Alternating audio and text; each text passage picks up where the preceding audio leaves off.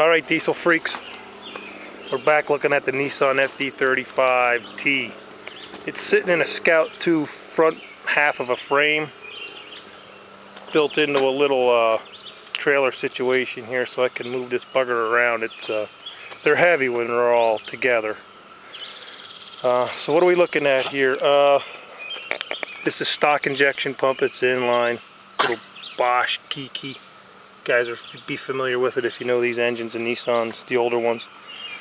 The lift pump is right here. It gave me trouble when I first got it, so I had to, there's a little shaft in there, it rides on a cam in the injection pump, and it was stuck and wasn't pumping gas or diesel, so I had to clean that up, put it back in. I do need to locate a rebuild kit for it because I didn't like the way it looked. I put on a Bosch primer. The original one screwed together and leaked like a sieve. Let's see what else is on here. This little switch right here, neat little thing. This is to control the engine brake.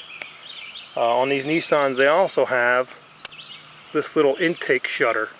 So when the engine brake's on and you put vacuum to it, it closes the intake as well as a butterfly valve on the exhaust. What else here? What's over here? Remote filter. I got her mocked up here. It's got intake heaters, no glow plugs. Got some solenoids here just to control it for running it on the stand.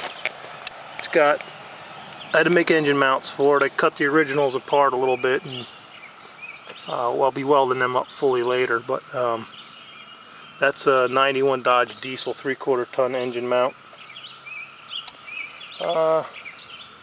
That's about it, I think, on this side. Over here's the turbo. The original wastegate controller was broke, so the flap would just open up. That might have been hopefully one of the reasons why this thing was removed in the beginning anyway. So fix that. That's a 14-pound wastegate.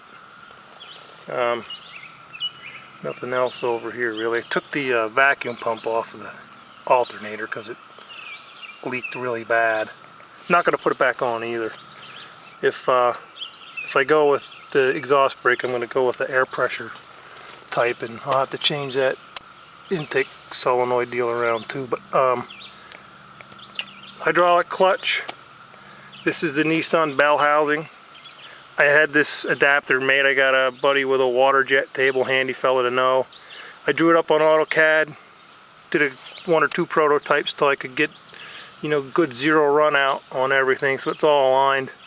If anybody's interested in that, hit me up and I'll send you the AutoCAD file or whatever. It's got everything centered up. I think that's about it. I don't have the input shaft in here yet. That I'm having modified by Standard Transmissions out of Texas, I believe. You can find them on the internet. Just like the old Nissan SD33s, it's got this kind of really strange 90-degree elbow on the back of the turbo. My firewall is going to be about right here. I don't think I can take that off, but if I can put a longer sweep in there, I certainly will. Plugged it up where the oil supply was for the vacuum pump. Those are all British threads.